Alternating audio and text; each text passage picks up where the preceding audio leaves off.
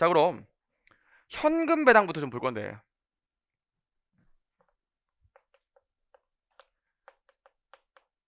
현금 배당 주주에게 지급하는 대가 타이밍이 세 타이밍이 있다고요. 언제? 배당 기준일이 있고요. 배당 결의일이 있고요.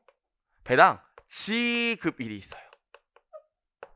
자, 그럼 현금 배당 같은 경우에는 배당 기준일날 회계 처리할 게 있겠습니까? 없겠습니까?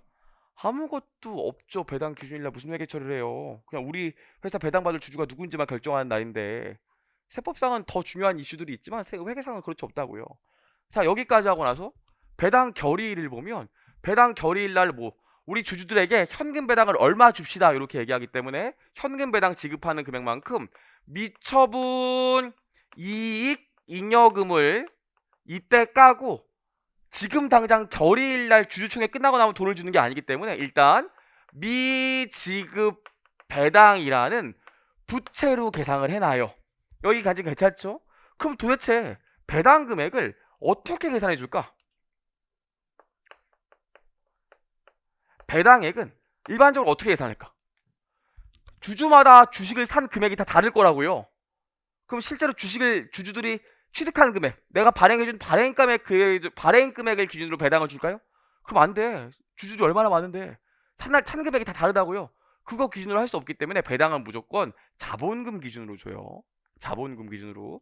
그래서 배당액을 보면 우리 발행 주식수에다가 액면 금액을 곱하면 요게 자본금이기 때문에 실제로 요 자본금의 배당률을 때리는 금액으로 배당을 지급한다고요. 어렵지 않죠? 제가 근데 요거 간격 띄운 이유가 뭡니까? 실제로 자기 주식이 있으면 자기 주식은 차감해야 된다고 제가 아까 얘기했던 거 기억나시죠? 그쵸? 여기까지요. 일단 좀 여기까지 보시면 되고 계속 보시죠. 우리 그리고 뭐 해야 된다고 그랬어요? 우리 여기까지 하고 나서 현금 배당에서 반드시 알아야 될 사항이 하나 있는데, 그것은 뭐냐면 법정 적립금이에요.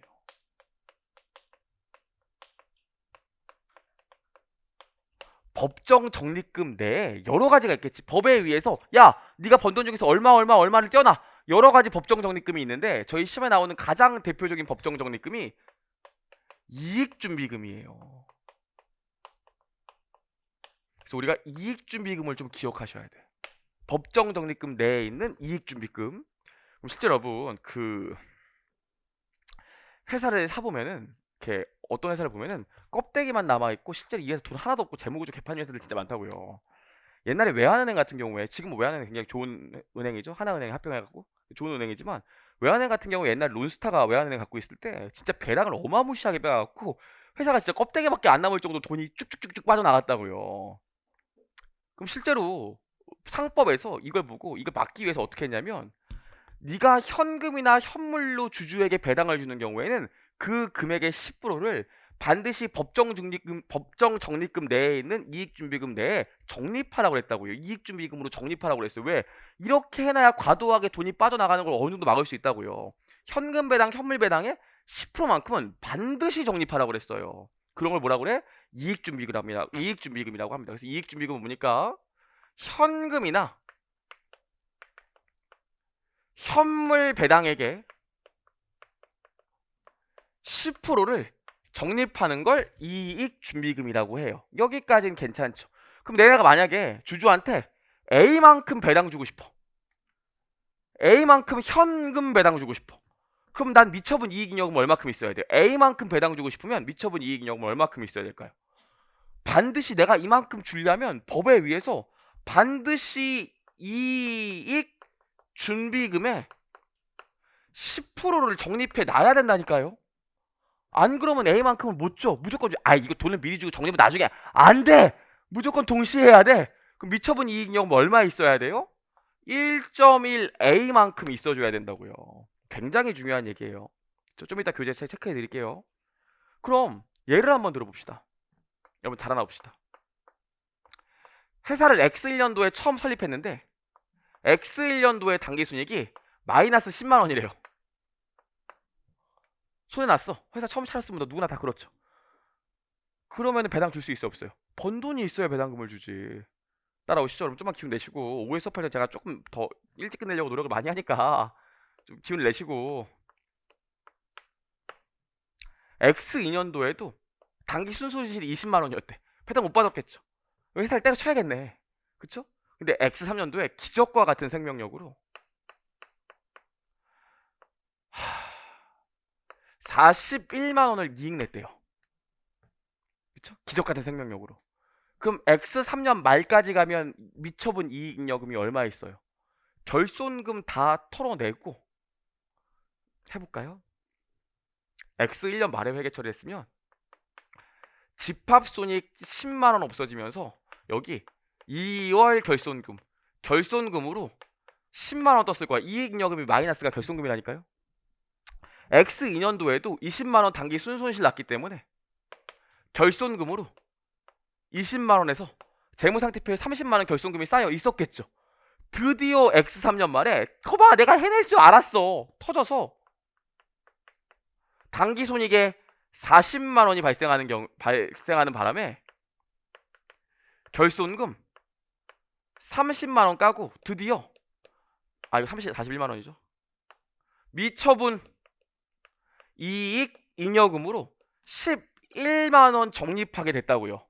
따라오시겠죠? 이 경우에 X 3년도까지 하고 나서 X 4년도 2월달 주총에서 X 3년도에 배당을 현금으로 준다고 할 때 최대 현금 배당 가능한 금액은 얼마입니까? 10만 원이죠. 왜 그래요? 지금 배당 가능한 재원은 11만 원 있지만 여기 11만 원 들어가면 지금 처음이기 때문에 무조건 10%는 배당해줘야 된다고요. 그럼 배당 가능한 재원에서 나누기 1.1한 금액이 최대 현금 배당액이 되겠죠. 여기 따라오시겠죠? 이건 상법에 의해서 무조건 적립해줘야 돼요. 오케이, 여기까지 맞고요. 두 번째를 좀 보셔야 되는데 두 번째로 뭐가 있냐면 다만 적립금액에 한도가 있어요. 언제까지 적립하라는 거야 지금 도대체 배당 줄 때마다. 이익준비금이라는 게 나중에 이걸로 자본 전입은 할 수 있지만 아니 지금 나 회사 돈 많아. 주주들 정당하게 배당을 요구했고 정당하게 배당을 계속 현금 줬어. 근데 그때마다 이익준비금을 계속 적립해? 이익준비금은 법정 적립금이기 때문에 내 마음대로 쓸 수도 없어. 그럼 이걸 천년만년 적립하고 있어? 언제까지? 말이 안 되잖아요. 돈 쓸 게 많은데. 그래서 한도를 좀 줘야 되지 않을까? 천년만년 적립할 수는 없어. 야, 이 정도면 그래도 주주가 돈 빼다가더라도 니네 회사 자본이 그래도 견고하네. 요 정도 쌓였으면 이제 그만해도 되겠다. 한도가 존재할 거 아닙니까? 그래서 한도가 있어요. 한도가 뭐냐면 자본금의 2분의 1에 도달하면 더 이상 적립하지 않아도 돼요. 자본금의 2분의 1까지만 적립하면 돼. 선생님 그냥 전 임의로 더 적립하면 안 될까요? 하셔도 돼요. 네, 하셔도 돼요. 그렇죠? 아무도 안 하겠어 문제지. 보통 2분의 1까지만 적립한다고요. 따라올 수 있겠지? 여기까지 괜찮죠? 좋아요. 그래서 한도가 있어. 날 봐요. 과연 여러분들이 제대로 이해했나 봅시다. 자, 그럼 뜨끈뜨끈한 문제 한번 볼게요. 우리 지금 자본금이 100이야. 그 다음에 이익 준비금이 45원 있어요. 이미 45원이 적립돼 있대. 나 지금 현금 배당으로 100원 하고 싶대요. 현금 배당으로 100원 주고 싶대. 그러면 나는 이 배당의 재원이 되는 미처분 이익잉여금이 얼마 있어야 현금 배당 100원을 줄 수 있을까? 요 상황이라면 50원이요? 55? 아니 현금 100원 준다는데 어떻게 50원가? 100원만큼 미처분 이익잉여금에서 까야 되잖아요. 그럼 재원이 얼마 있으면 돼? 보세요. 회계처리 모양을 기억해 보시면 돼요. 보시면 미처분 이익잉여금 내 체크카드 통장에 돈이 이만큼 있어야지 줄 수 있다고요. 나도 알아. 미지급 배당금 나가는 거 아는데 그냥 현금 나갔다고 할게요. 현금으로 100원 나가. 그럼 나는 뭐 해줘야 돼? 현금이나 현물로 배당하면 반드시 그 금액의 10%를 이익준비금으로 적립하라고 그랬죠. 법정 적립금으로. 그쵸? 이익잉여금 내에 있는. 이거 어떻게 된다고 그랬어? 내가 현금이나 현물 배당한 거에 10%를 하거나 자본금의 2분의 1에 도달할까지 적립하면 된다고 그랬는데 이미 기적립액이 45원이기 때문에 5원만 더 적립하면 돼. 그럼 둘 중에 작은 금액만 적립하면 되지 더 적립할 필요가 없다니까요. 내 마음대로 쓰지도 못하는 돈을 왜 적립해? 상법상까지만 적립하면 되지. 그래도 혹시 문제에서 적립하게 나오잖아. 그런 거 안 나온다니까요. 계산 얼마 나와요? 5원. 그래서 미처분 이익률은 얼마 나와야 돼요? 105원. 따라올 수 있겠죠? 이게 이 파트에서 나올 수 있는 가장 응용된 문제예요. 할 수 있겠죠? 여기까지는 좋아요. 여기까지 보고 나면 현금 배당 같은 경우엔 여기까지 하고 나면 이제 어떻게 되겠어요? 배당 기준일날, 지급일날, 현금 A만큼 지급하면서 미지급 배당으로 A만큼 지급하면 아름답게 끝나게 되겠죠. 이게 현금 배당이에요. 따라올 수 있겠죠? 여기까지는 오케이.